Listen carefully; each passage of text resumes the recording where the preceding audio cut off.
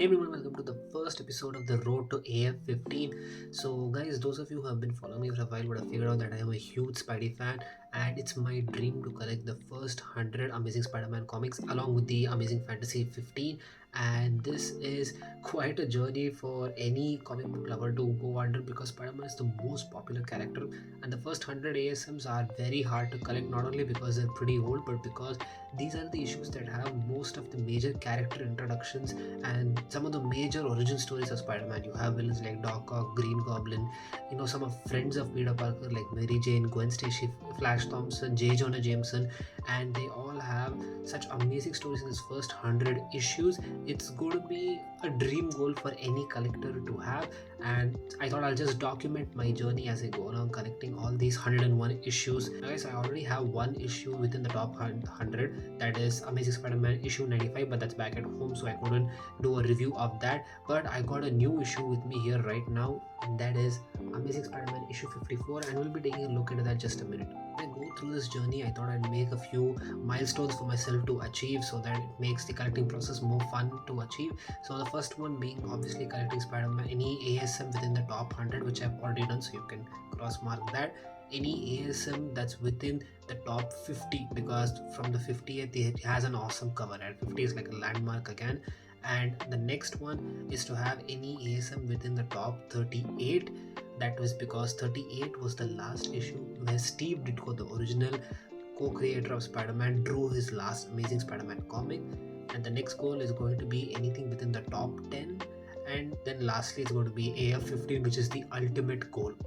And also another small side milestone that I've kept for myself is to hopefully get any one of these ASM comics that's signed by Stan Lee, because that would be pretty cool to have. So guys, as I go through this journey, I'm going to go into this journey with the mindset that low grade is better than no grade, because there's also the matter of accessibility and price, and I can't keep going for extremely pristine copies. I mean, if I find a good deal, then I probably will go for that, but I am definitely going to go with the option of finding a cheaper option that presents good without any torn pages or any missing pages as well. Without any further ado, let's take a look at ASM issue 54.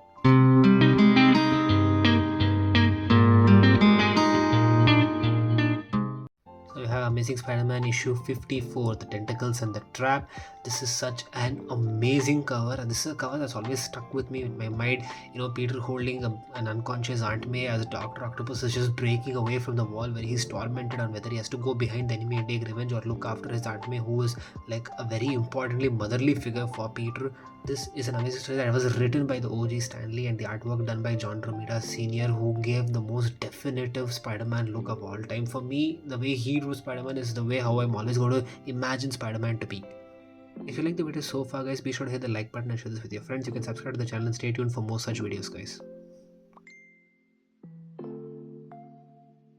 Taking the comic out of the bag and the board, as you can see here, there's a few creases here. This is a reader's copy, and I think this is about a 3.5 or a 3 grade book, and that's pretty good. It presents very well. The colors, as you can see, is not faded at all. It still has the bright red, this bright green over here, and that's so awesome to just look at.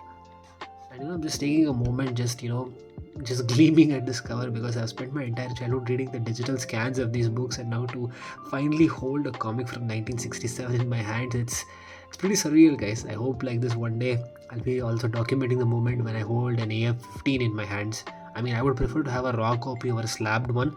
I don't prefer CGC or slabbed comics because you never have the ability to open them. Not that I would, because these books are very old and fragile, but it's just nice to know that you could open it if you ever wanted to.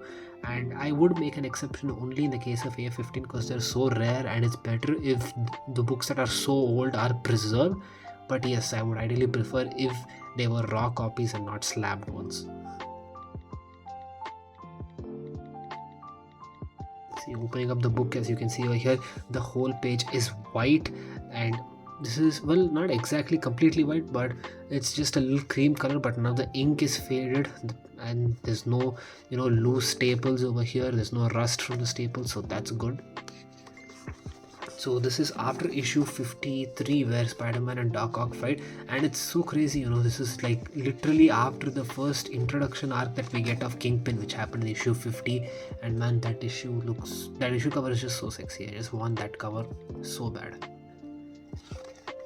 And this comic just screams like the animated series for me because Doc Ock decides to take refuge at Aunt May's home as a tenant, and Peter has no idea that Doc Ock is right in his house while he's searching for him all outside in the city elsewhere. And then you can see he gets so shocked and dumbfounded when he sees Doc Ock sitting in his home kitchen with Aunt May having tea. And Doc Ock just threatens the kid to be shut up and not to call the police, or it would, cause problems for his aunt. But he has no idea that Peter Parker is Spider-Man, and then Spider-Man just goes out and flashes his spider signal. And Doc Ock previously had exploded a bomb thinking that Spider-Man had been killed by that, so he thought Spider-Man was dead, but then he's shocked to see him over here, and then he brings over his minions over here, and they have this whole battle.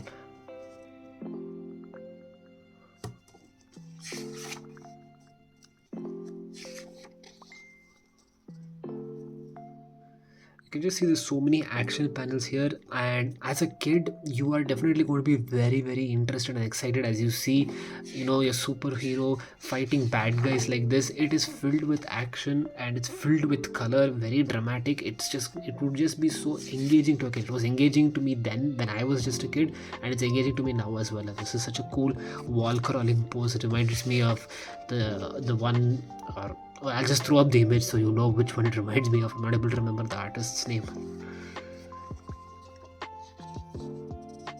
See, Spider-Man and Doc Ock have this awesome tussle, and I don't know how Spider-Man and Doc Ock are fighting in his own house, because in a house, aren't the rooms pretty small with walls all around you? So I don't know how they have so much of fighting room for Doc Ock's tentacles to go all swirling around Spider-Man, and for Spider-Man to just fight him there. But obviously all this tussle creates noise, and then Aunt May walks in and she sees Spider-Man, and then she faints, because at this point she still views Spider-Man as a menace, believing J. Jonah Jameson's paper. And Doc Ock uses this part to conveniently escape, and then Peter is now troubled as he holds an unconscious Aunt May.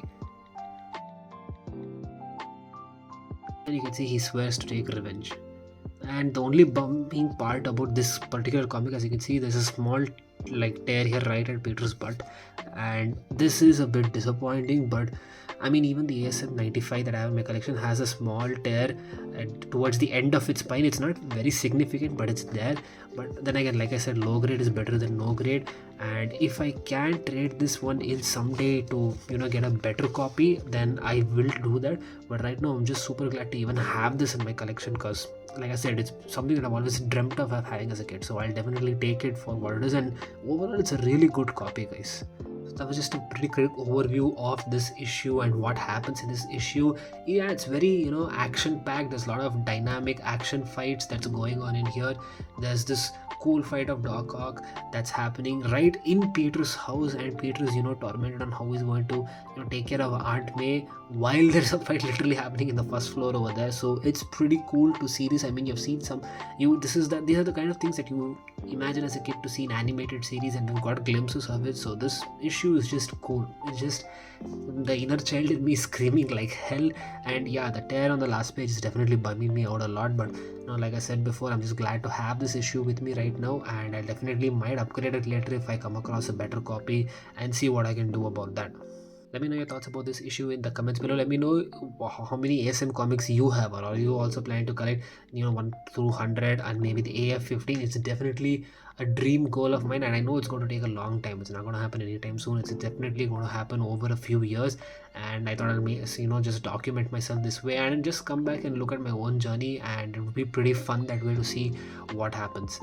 I hope you like this review, guys, and I will catch you guys next time.